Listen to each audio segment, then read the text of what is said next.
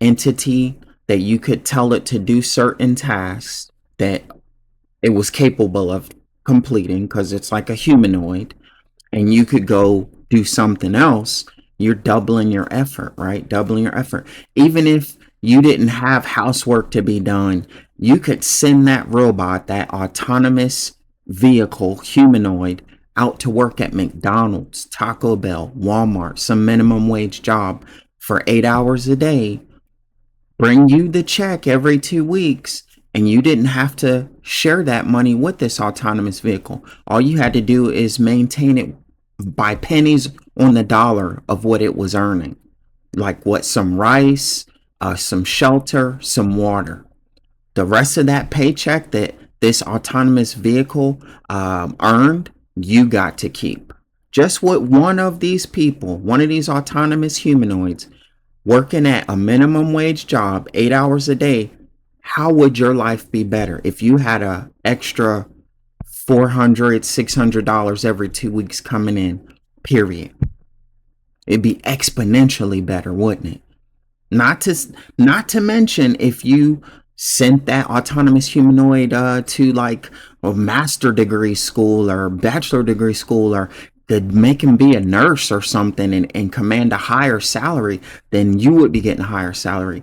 What if you could take not one humanoid, but have two humanoids and make them reproduce? Now you've got 10 humanoids out working. Even at minimum wage, you would be rich.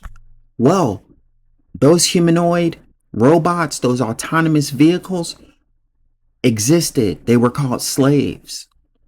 So any family or any one person who was able to purchase one or even two of these humanoids would be exponentially more wealthy. So they had a way easier life as far as earning money, right?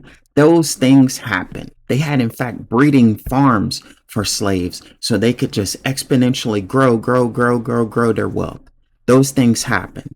Some people, some families benefited from those actions of holding slaves and making them work. And, free labor. It was free labor. What is the highest cost of any business? It's labor. So what if you could make a business and that labor cost was close to zero?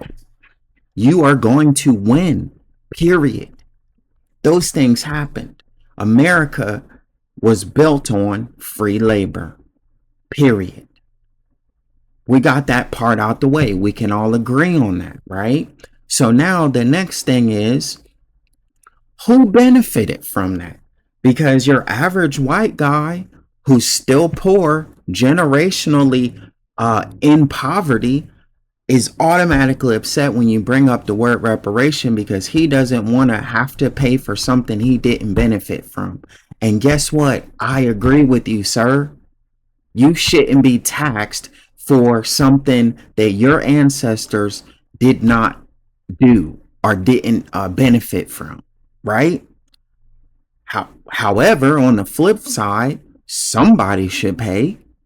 You can agree with that. If you removed yourself, and I'm talking to our white brothers and sisters who don't think that they should have anything to do with repaying reparations, I'm talking to you. If you removed yourself and your family from this equation of have to pay it back, would it be somewhat more agreeable with you that these funds are owed to these people? I'm a guess that, yeah, you're a little bit more receptive to the idea if you know it's not going to be affecting you. So then what I would say is, let us look at the people, the families that did benefit from it, because those are our elite now. They've got gobbles and gobbles of money because of the seed money that they got hundreds of years ago. And since then, they've been flipping that money, growing it, right? Keeping it all for themselves, right? Let's look at who those people are. Those are the people who should be paying for this. Okay? That's number one. The majority of this fund that's owed to the descendants of the slaves, because you can't pay it to the slaves. They're all dead, right? But their children have been